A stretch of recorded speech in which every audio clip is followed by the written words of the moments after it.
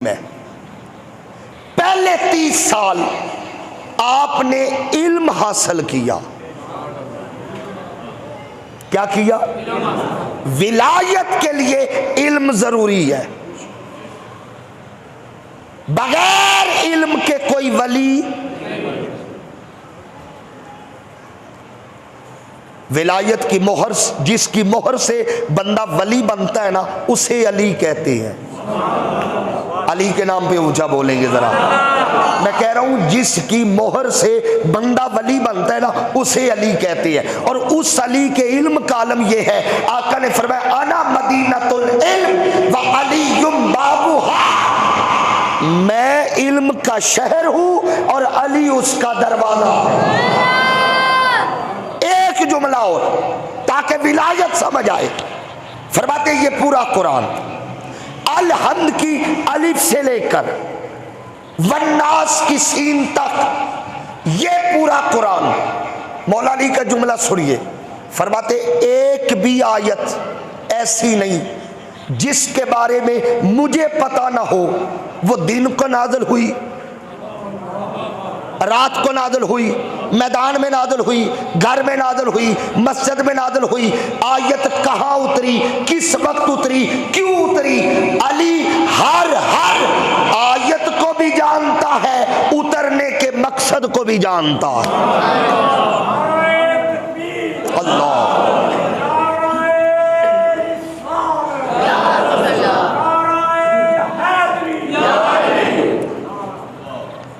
हर आयत अली जानते हैं। तो मुझे बताइए, जो वलियों का ताजदार हो उसके इल्म का ये आलम है, और जिसे कुरान पढ़ डाला है और कहे मैं वली हूं।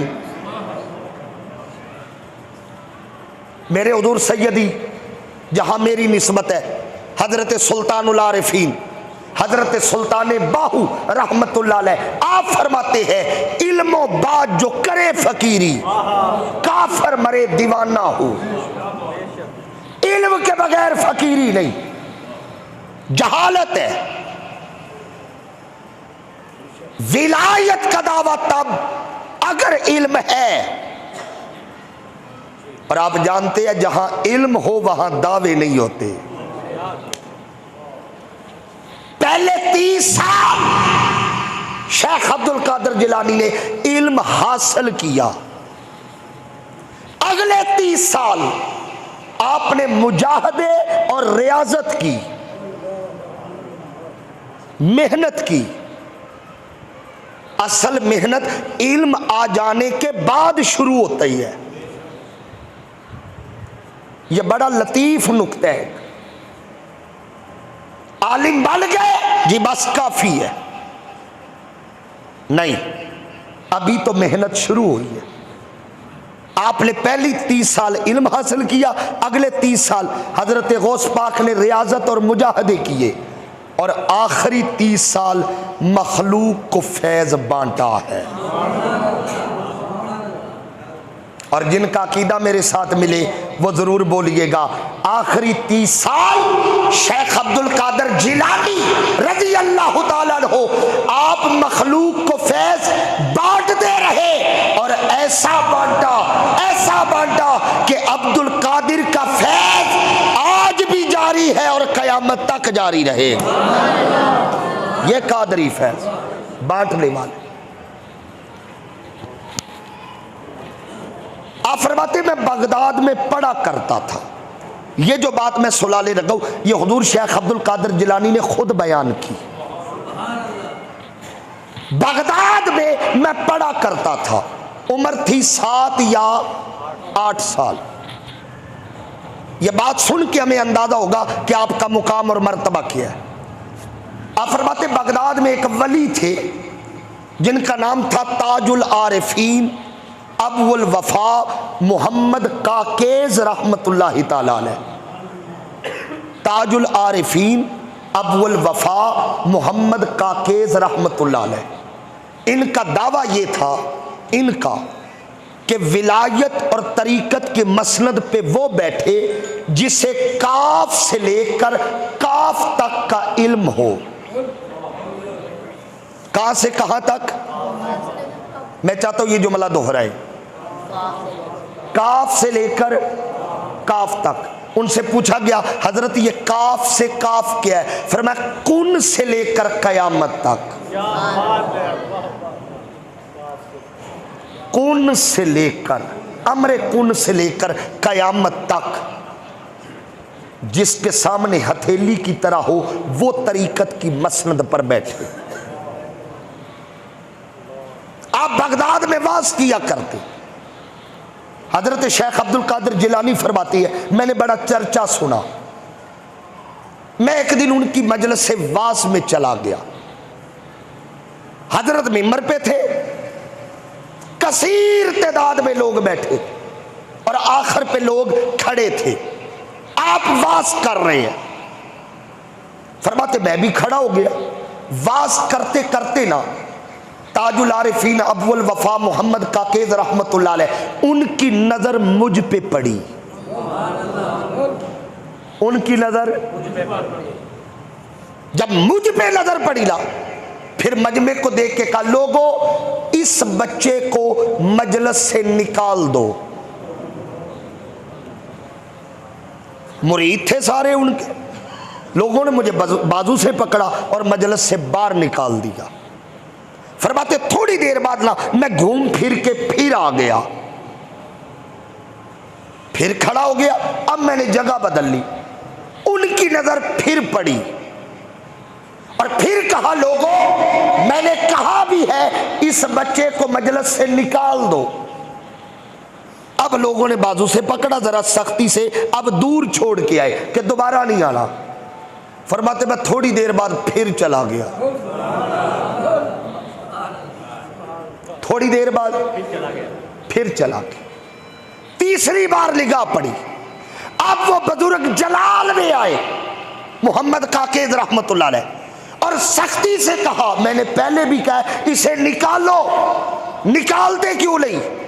अब लोगों ने ना, अब बंदे जरा गुस्से में आगे बढ़े, मुझे उठा के दूर छोड़ आए और मुझे धमकी दी कि अब नहीं आना। फरमाते मैं फिर चला गया। हाय हाय, मैं फिर चला गया। चौथी बार जगह बदल के खड़ा हुआ। अब जब नजर पड़ी ना, मंजर बदल गया। मोहम्मद काकेज रहमतुल्लाह अलैह ने मुस्कुरा के मुझे करीब बुलाया।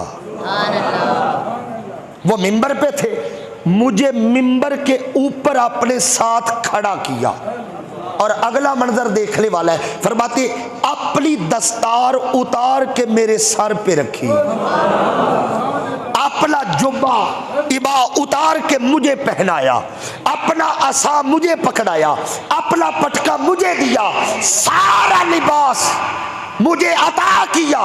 अब लोगों की तरफ देखा, का तुम हैरान हो जिसे 3 मर्तबा नवाजा बाहर किया है उसे नवाज क्यों रहा हूं? सुनो मैंने कितनी बार निकाला, ऊंचा बोलिए, वजह क्यों निकाला? फरमाया इसलिए निकाला ताकि तुम्हें इसका चेहरा याद हो जाए। हाय हाय हाय, इसलिए निकाला कि तुम्हें इसका चेहरा याद हो जाए। अब अगले लफ्ज सुनने वाले जो मोहम्मद ताजुल आरिफीन काकेज रहमतुल्लाह अलैह ने कहे। फरमाया सुनो एक वक्त आएगा मैं नहीं रहूंगा, ये रहेगा। मैं भी बगदाद में हूं, ये भी बगदाद में होगा। एक वक्त आएगा बड़े बड़े मुर्ग बोलेंगे और वक्त आने पर वो मुर्ग खामोश हो जाएंगे। मगर याद रखो जब अब्दुल कादिर का मुर्ग बोलेगा, इतना बोलेगा, इतना बोलेगा, सबके मुर्ग चुप हो जाएंगे। इसका मुर्ग कयामत तक बोलता रहेगा। इशारा इस तरफ था, सिलसिले और भी होंगे मगर जितनी रौनक कादरी सिलसिले को, इसलिए मौलाना रूम ने कहा, किसने कहा? मौलाना रूम ने, मारूफ शेर है, फरमाते हैं गौसे आजम दरमियाने औलिया। मुकाम और मर्तबा देखिए, जिनकी 11वीं हम शौक से खाते हैं, उनका मुकाम और मर्तबा क्या है? फरमाते गौसे आज़म दरमियाने औलिया चू मोहम्मद दरमियाने अंबिया। मतलब क्या है? फरमाती है जो मुकाम नबियों में मुस्तफ़ा को मिला, हाय हाय, जो मुकाम नबियों में मुस्तफ़ा को मिला वही मुकाम वलियों में गौसुल वरा को मिला। अब इस मिसरे को खोले जो हजरत शेख ने अता किया। गौसे आज़म दरमियाने औलिया चू मोहम्मद दरमियाने अंबिया सल्लल्लाहु अलैहि व आलिहि वसल्लम। इसको जरा खोलें। नबी सारे हैं मगर नबूवत की जितनी वुसअत मुस्तफ़ा को मिली सल्लल्लाहु अलैहि वसल्लम। आपको नबूवत में वुसअत मिली है और शेख अब्दुल कादिर जिलानी को विलायत में वुसअत मिली है। 1.25 लाख नबियों में सबसे ज्यादा उम्मत हुजूर को मिली है। तमाम सिलसिलों में सबसे ज्यादा मुरीद अब्दुल कादिर जिलानी को मिली।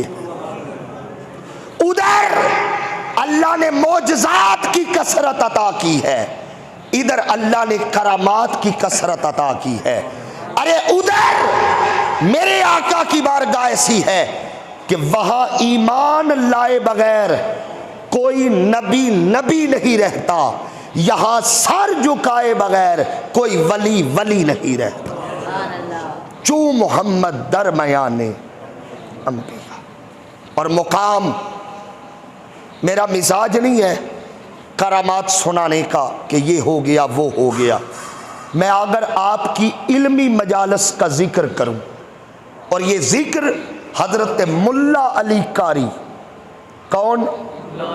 ये वो शख्सियत है जो 11 साल हरम में मक्का में इमाम खतीब रहे, मुल्ला अली कारी।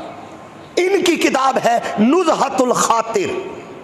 इस किताब के अंदर हजरत मुल्ला अली कारी फरमाती है, जब हजरत अब्दुल कादिर मिंबर पे वाज देते 2, 4, 10 सफ़े नहीं, फरमाते 70 हज़ार का मजमा होता। कितना मजमा जी? ये हजरत अब्दुल कादिर जिलानी की मजलिस का हाल है, मजलिस इल्म का। जब आप वाज करते मजमा कितना होता? सारे बोलिए। मुल्ला अली कारी लिखते हैं 70,000 मजमा होता। और कमाल ये है, ये साउंड स्पीकर वगैरह नहीं थे, जैसी आवाज पहली सफ वाला सुनता वैसी आवाज आखिरी सफ वाला सुनता। और कमाल ये है उस मजमे की खासियत क्या है? फरमाते पहली सफ में 360 कामिल वली बैठा करते थे, 1000 आलिम कलम दवात लेकर बैठे और लिखा करते थे। और हजरत अपने मिंबर पर 13 उलूम पर दर्स दिया करते थे। और हाल ये था, बाज़-औक़ात आपका दर्स सुनकर ऐसा वजद आता, कैफियत बदलती, लोगों के मजलिस से ही जनाजे उठा करते थे। और आप खुद फरमाते हैं, मैं एक मजलिस में कितनी, अब लफ्ज़ सुनिएगा, मैं एक मजलिस में 4000 बिछड़े हुए बंदे अल्लाह से मिलाता हूं। वली का काम ही मिलाना होता है। बिछड़े हुए बंदे, 4000 बिछड़े हुए बंदे अल्लाह से मिलाता हूं। और यही तसव्वुर अल्लाह ने कुरान पाक में दिया। क्या फरमाया? फरमाया या अय्युहल्लज़ीना आमनुत्तकुल्लाह, ऐ ईमान वालों तकवा इख्तियार करो। मौला ईमान भी आ गया, तकवा भी आ गया, अब कामयाबी है? फरमाया नहीं, एक स्टेप रहता है। क्या? फरमाया वकूनु मअस सादिकीन, अपने वक्त के सच्चे के साथ मिल जाओ।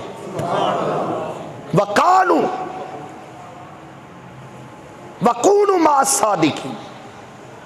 हर बंदा ढूंढता है मुझे रहमत मिले। हर बंदा रहमत चाहता है या नहीं? बोलिए, रहमत चाहता है। हर बंदा चाहता है या अल्लाह रहमत हो जाए, मुझे तेरी रहमत चाहिए। अल्लाह ने अपनी रहमत का एड्रेस बताया। फरमाया मेरी रहमत किधर है? मौला किधर है? कुरान में अल्लाह बता रहा है, फरमाया इन्ना रहमतल्लाहि करीबुम मिनल मुहसिनीन, मेरी रहमत मेरे वलियों के पास है, इल के करीब है। मौला हम भी रहमत चाहते हैं, रहमत के तलबगार है, कैसे मिलेगी? फरमाया रहमत है वलियों के पास, करीबुम मिनल मुहसिनीन, जो वली है ना उनके करीब करीब रहती है। मौला हमें कैसे मिलेगी? फरमाया तुम उनके करीब हो जाओ, जैसी रहमत उन पे बरसती है वैसी तुम पे बरसा करे, वैसी तुम पे बरसा। मजलिस का हाल क्या है? 4000 बिछड़े हुए बंदे। आपके एक मुरीद थे, आपकी सीरत की हर किताब में ये जुमले मौजूद हैं, जिनका नाम था अबुल हसन साद अंसारी। ये फरमाते मैं समरकंद से चला कि आपकी मजलिस से वास में बैठूं, हजरत अब्दुल कादिर जिलानी की। मैंने बड़ी कोशिश की कि पहली सफ़ों में जगह मिले, मगर ताखीर से पहुंचा और मुझे जगह मिली आखिरी सफ में। फरमाते जब मैं गया ना तो हजरत शिर्क पर बात कर रहे थे। किस पर? शिर्क पर। मेरे दिल में ना ख्याल आया, काश इतनी दूर से मैं आया हूं, करीब होता तो मैं अर्ज करता हुजूर आज ज़ुहद पर बात करें। फरमाते इधर ख्याल आया, शेख ने शिर्क का मौजू वहीं छोड़ा और ज़ुहद पे बात शुरू कर दी। थोड़ा ऊंचा बोलिए जरा। शिर्क का मौजू उधर ही, ज़ुहद। फरमाते जब ज़ुहद पर गुफ्तगू हो चुकी, अब मेरा दिल किया काश हजरत फना और बका पे भी बात कर दे। फरमाते इधर ख्याल आया, आपने ज़ुहद का मौजू वही छोड़ा और फना और बका शुरू कर दिया। जब सैर हासिल गुफ्तगू हुई, मेरी तसल्ली हो गई, मेरे दिल में ख्याल आया काश अब गैबो शहूद पे बात कर दे। हजरत ने फना और बका वही छोड़ा और गैबो शहूद पे बात शुरू कर दी। जब बात मुकम्मल हुई, अब्दुल कादिर मिंबर पे खड़े हुए और आखिरी साफ में मेरी तरफ देख के बताया, साद अंसारी तेरी तसल्ली हो गई या कुछ और भी चाहिए? अल्लाह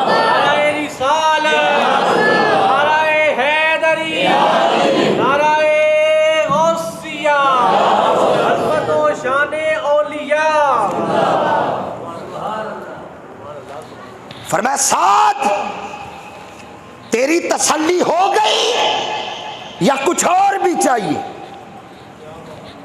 उस दौर का बहुत बड़ा एक मुहद्दिस गुजरे, आपने अक्सर उनका नाम सुना होगा, अल्लामा अब्दुल रहमान इब्ने जोजी रहमतुल्लाह अलैह। इब्ने जोजी मशहूर है और ये बड़ा नक्काद मुहद्दिस था, कमाल का बंदा तारीख में गुजरा। नक्काद, ये बात को जल्द कबूल नहीं करते थे, इनके पैमाने सख्त थे इब्ने जोजी के। इन्होंने सुना कि बगदाद में कोई पीर है, लकब दस्तगीर है, और लोग कहते हैं उससे बड़ा आलिम। पुराने दौर में लोगों को इल्म की तलब होती थी, खिताबत चस्के का नाम नहीं, इल्म का नाम है, ये बात याद रखिए। हम चस्का समझ के सुनेंगे तो चस्का होगा, अगर इल्म समझ के सुनेंगे तो नस्लें संवर जाएंगी।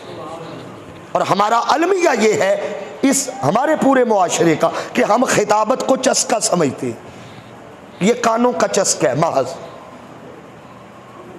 सुना कि बगदाद में कोई अब्दुल कादर है, उन्होंने कहा चले आज देखते हैं। सफर करके पहुंचे, इनका नसीब के सामने बैठ गए। थोड़ा ऊंचा बोलिए जरा।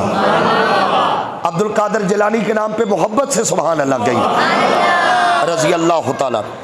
कहाँ बैठ गए? शेख मिंबर पे आए, एक नजर मजमे को देखा, एक नजर इब्ने जौजी को देखा, मिंबर पे आ गए। आपने ना कुरान की कोई एक आयत पढ़ी, बड़ी काबिल तवज्जो बात, कोई एक आयत कुरान हकीम की पढ़ी, आयत पढ़ी, फिर उसकी तफसीर की। इब्ने जौजी ने सर हिलाया। वो सर हिलाने का मकसद और मतलब ये था कि तफसीर ठीक है, मुझे आती है। एक तफसीर करने के बाद कहा अब दूसरी तफसीर।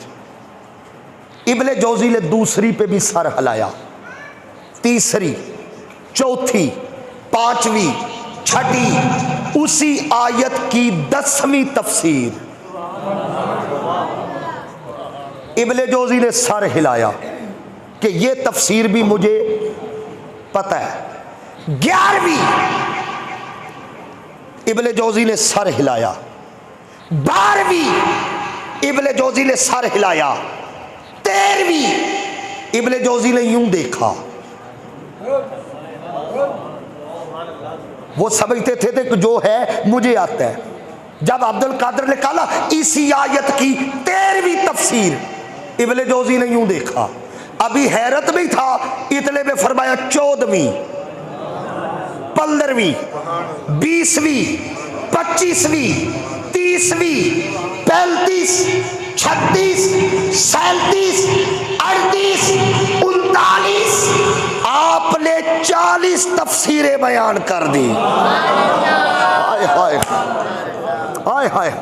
एक आयत की अब्दुल कादर ने कितनी? ऊंचा बोलिए 40। अगला जुमला देखिए, 40 तफसीरें बयान करके मुस्कुरा के इब्ने जौजी की तरफ देखा, फरमाया रिजा मिनल काली इलल हाल। ये 40 जाहरी तफसीरें थी। आओ अब आयत की बातन की तरफ चलते।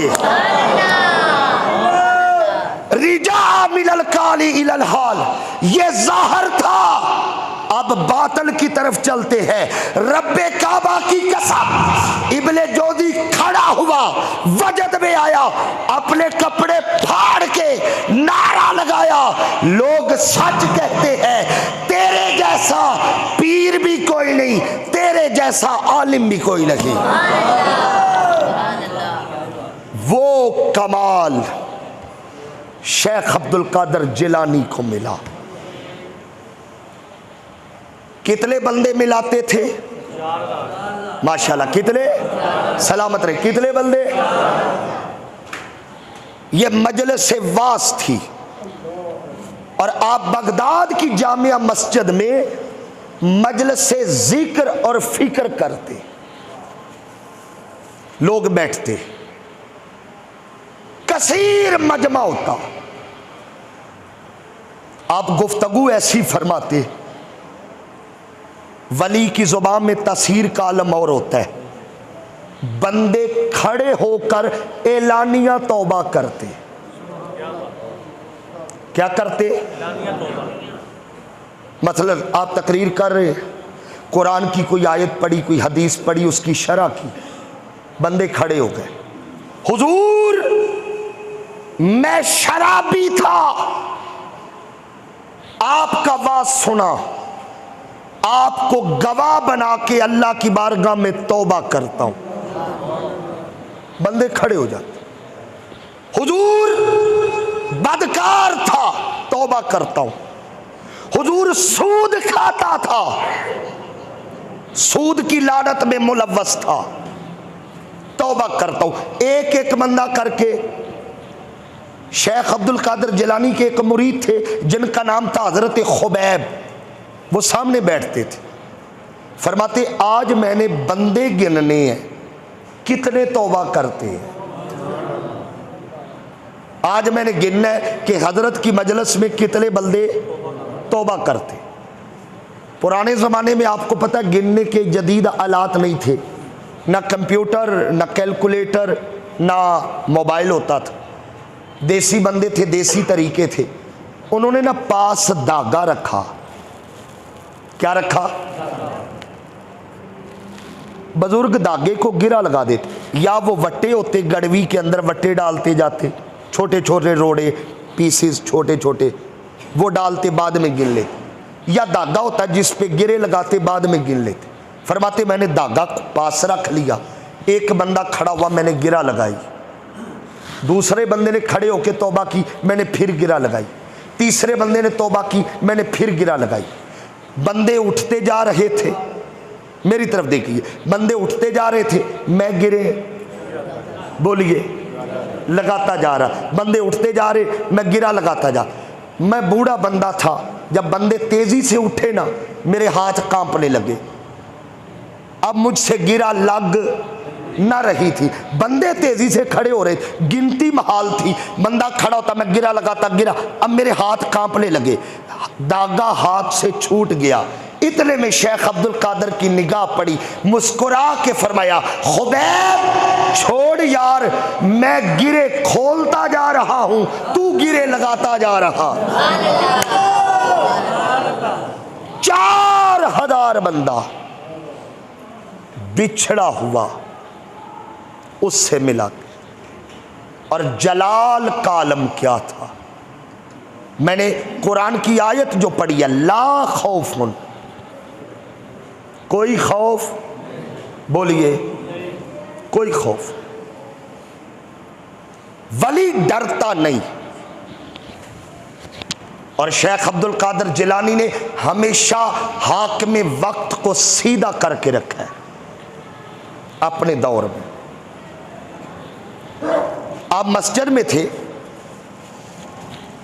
सामने मुरीदीन शागिर्द जमा थे, मस्जिद के करीब से ना वक्त के खलीफा मुस्तंजद बिल्ला की सवारी गुजर रही थी।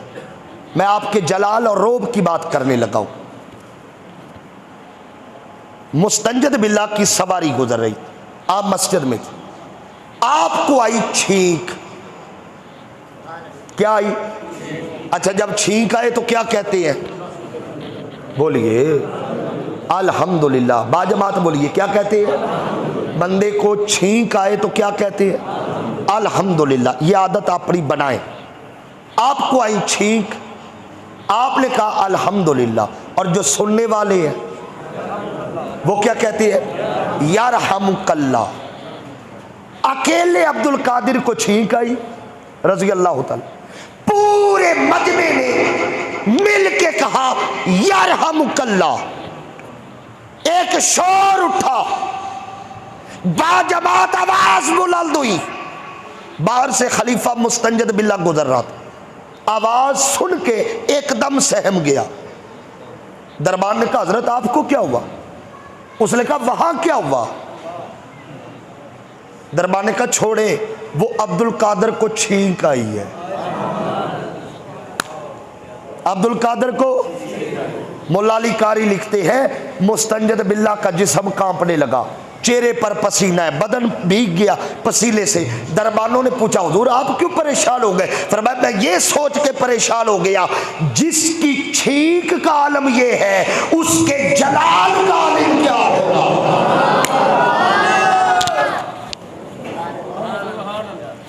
अगला दिन आया, यही खलीफा मुस्तंजद बिल्ला 2 थैलियां अशरफियों के लेकर आपकी बारगाह में आ गया। उसने समझा आम नजरानों वाला पीर है, अशरफिया पेश की, हुजूर कबूल फरमाइए। आपने रोका, फरमाया अल्लाह का फकीर दुनिया से नहीं मांगता, बादशाहों से तो बिल्कुल नहीं लेता, कबूल कीजिए। फरमाया नहीं। उसने असरार किया बहुत ज्यादा, हुजूर में मोहब्बत से लाया, अकीदत से लाया, प्यार से लाया, कबूल कर लीजिए। जब वो ना टला, ना रहा, आपने वो थैलियां पकड़ी, इधर मेरी तरफ देख लें, थैलियां पकड़ के आपने जलाल से उनको निचोड़ा। सिक्के थे, ऐसे थैलियों को जैसे कपड़ा निचोड़ती है, निचोड़ा, ताजा खून के कतरे जमीन पे गिरे।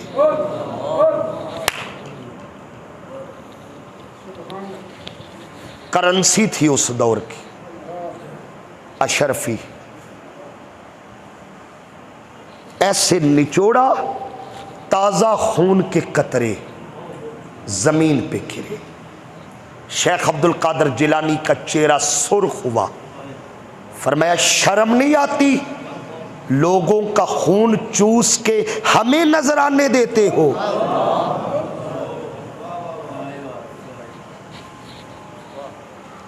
गरीबों का लहू चूस कर हमें नजराने देते।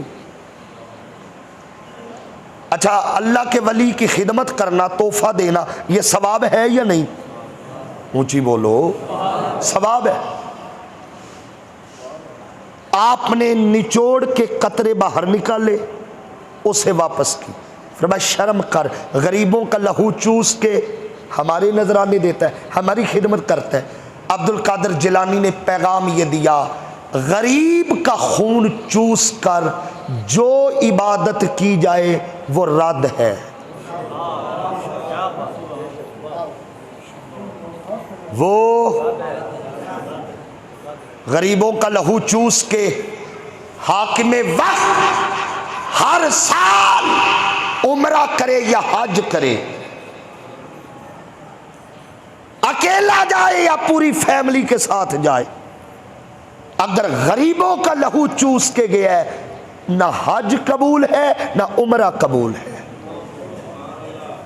आपने कहा अगर मुझे खूने रसूल का हया ना होता, वो बनु अब्बास से थे, हुजूर के चचा की औलाद से, अगर मुझे तेरी निस्बत का हया ना होता, आज इतना निचोड़ के खून बहाता कि तेरे महल में भी सैलाब आ जाता।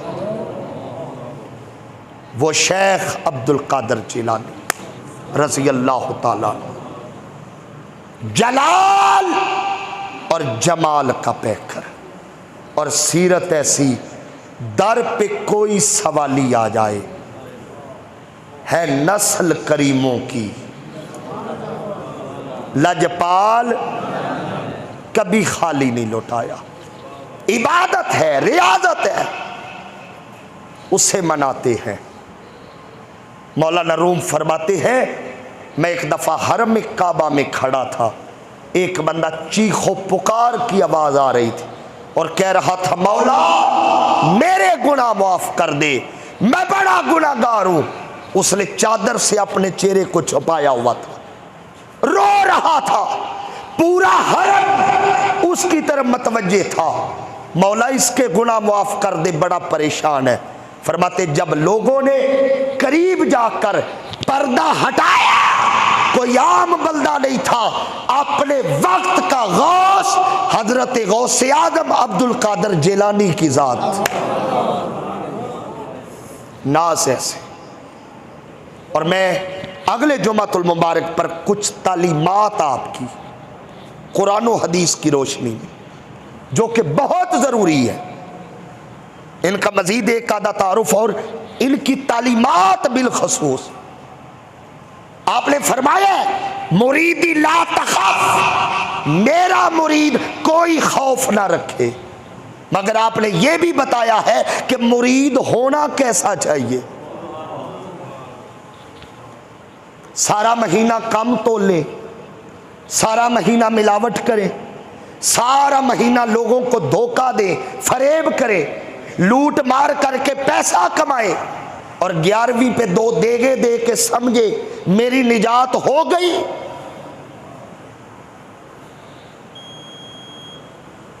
अफसोस, हमने 11वीं का लंगर अंदर उतारा है, कभी 11वीं वाला अंदर नहीं उतारा।